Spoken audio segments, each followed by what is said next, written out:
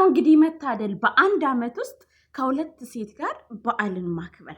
እንግዲህ የዛሬ አመት እነ ሩታና አብርሽ ታውቃላችሁ ዱባይ ተጋብተው ትንሳኤን ዱባይ ላይ ነበር እያሳለፉ የነበሩት አስታወሳችሁ? አዎ።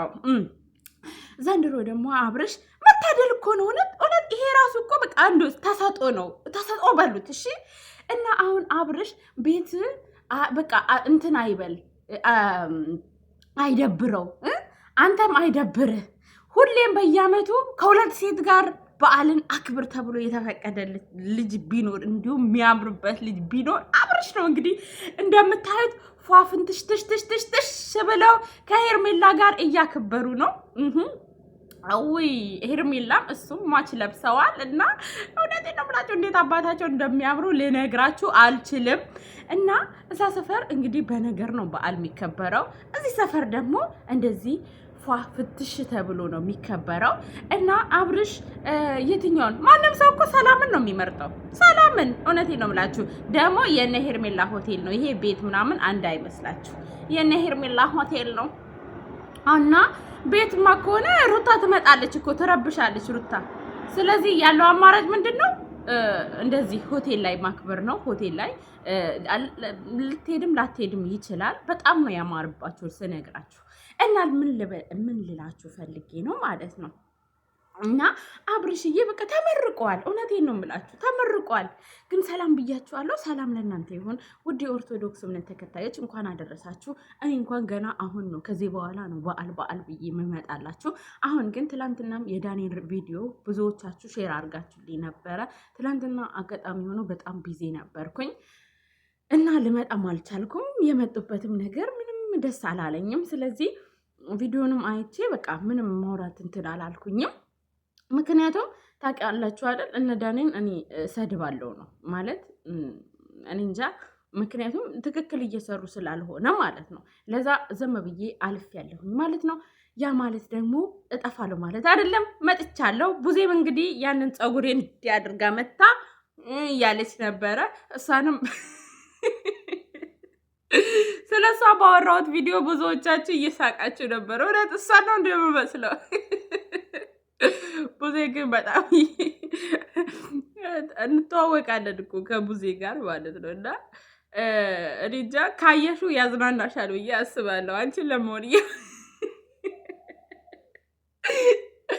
እና ግሬስ ፋሚሊ እያበደ ይገኛል። እውነቴን ነው የምላችሁ፣ ግሬስ ፋሚሊ እያበዱ ይገኛል። ሰው ሚዛናዊ መሆን አለበት። ይቺ ሚዛን ብዙ ንፋስ ይመጣባታል፣ ብዙ ነገር ይመጣባታል፣ ብዙ እውነትና ሐሰት ነገሮች ይመጣሉ።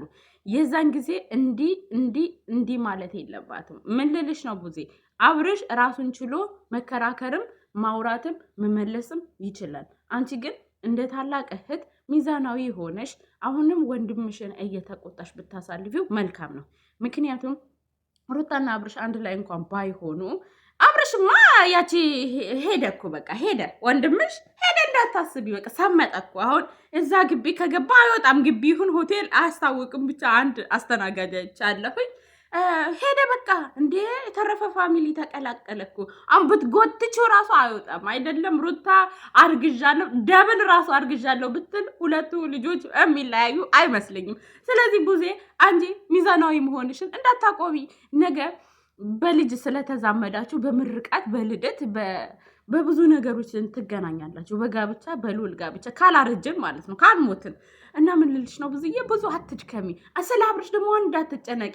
ተረፈም ፋሚሊ ገብቶ ስምጥ ብሏል አሁን ማለት ነው። ብታጅራ አለ ስትዩ ዝዋይ ነው፣ ዝዋይ አለ ስትዩ አዲስ አበባ ነው፣ አዲስ አበባ አለ ስትዩ ሻሸመኔ ነው።